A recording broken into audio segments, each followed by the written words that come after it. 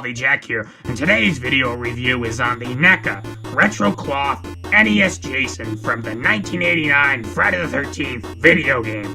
And yeah, happy Friday the 13th, everybody. Let's get on to the video. You and your friends are dead. Game over. Yes, this figure was a Toys R Us exclusive back in 2015, I believe, kind of like fall of 2015. Luckily, back then, I got this figure online for $30, so I got pretty lucky with that, because now they're somewhat difficult to find.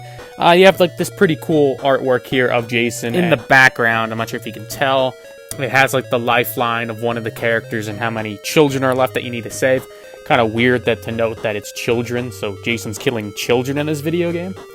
On the back of the packaging, we have, an image of the figure with, it says glow-in-the-dark mask, deadly accessories, and hideous face. And then, of course, you have a little read up there, which is basically from the video game. So if you would like to read that, you can pause right now. 2014 to be exact. What I'll make sure to do is I'll get him out of his clamshell contraption, and we can have a better look at him. Alright, now that we got Jason out of his packaging, first off we can take a look at the artwork, at least a better look at it in this case.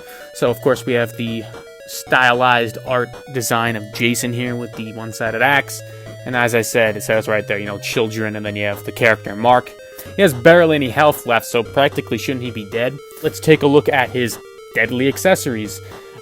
Which is quite ironic that that's something that I've been saying for quite some time without realizing that's what it says on this packaging, or with the NES Jasons. So first off, we have his machete, as this is the same one, of course, with the Part 3 Retro Cloth figure, just that it's repainted with a white and brown tone, which I believe that's how the weapons actually looked in the game. Not quite sure, but this is close enough to it. I mean, it was pixelated after all, so I'm surprised something like that don't exist besides the Funko Pop. Here's the one-sided axe, of course, once again with the white paint tone and the brown handle. Not much of a wood grain going on with this at all. Lastly, we have the spear gun, as this is really just a Part 3 specific thing. The game, I don't think, ever had anything like this. Still pretty cool that it comes included with this.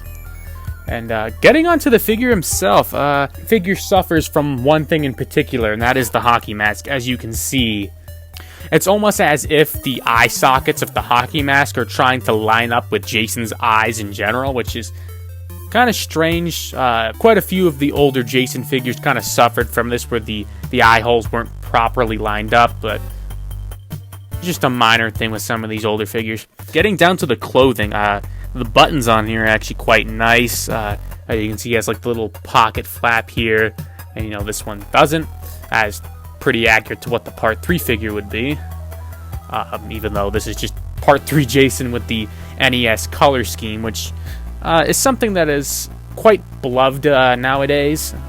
You have his shoes, kind of have a seam line going through the one shoe here. One of the problems I have with this figure is the one leg seems to be a little bit longer than the others. I always have to constantly bend his right knee so he can actually stand properly. But all around, a very simple figure. Simple but fun, I'll say that. So going on to his face as suspected, of course, it's the Part 3 face with basically purple paint. Has quite a bit of a glossy sheen to it. It's kind of coming off a little over too much. If I can even get it to. So there you have it. It's basically so there you have it, the Part 3 Jason face with a purple paint tone. And as far as the articulation goes, it's pretty much the standard typical articulation with most of the Retro Cloth figures. However, this body in particular is the dated version, where you have like the crotch swivel joints, which really don't serve much of a purpose. Maybe in this case for the NES Jason, you can have him in the kind of defeated pose if you actually were to beat this game. So we have a ball joint at the neck. He can look down about that much up, not that well. pin and socket shoulders can be ever so slightly hindered with the cloth, but it ain't too big of a deal. Single joint at the knee doesn't really go up a hell of a lot, but it works. You can hinge and swivel at the wrist, and of course, like I've said, with the crotch, it's these really useless swivel joints. Single joint at the knee, which it's not really like a complete bend, it's kind of like a half-assed bend. And you can hinge at the foot, which I wish you could pivot, because say as if when this figure was produced, the foot wasn't properly, attached to the hinge joint, so the figure wouldn't stand properly. But that's the articulation in a nutshell. Overall thoughts: it's a fun figure. Well, maybe you could consider it special as it was a Toys R Us exclusive.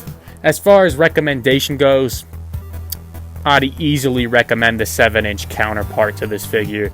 I'm nothing to complain about, but retro cloth figures are fine. It's just the capability of getting a hold of one of these now, kind of rough. With that, I would like to thank you all for watching. Don't forget to rate, comment, and subscribe. And until then, see you next time.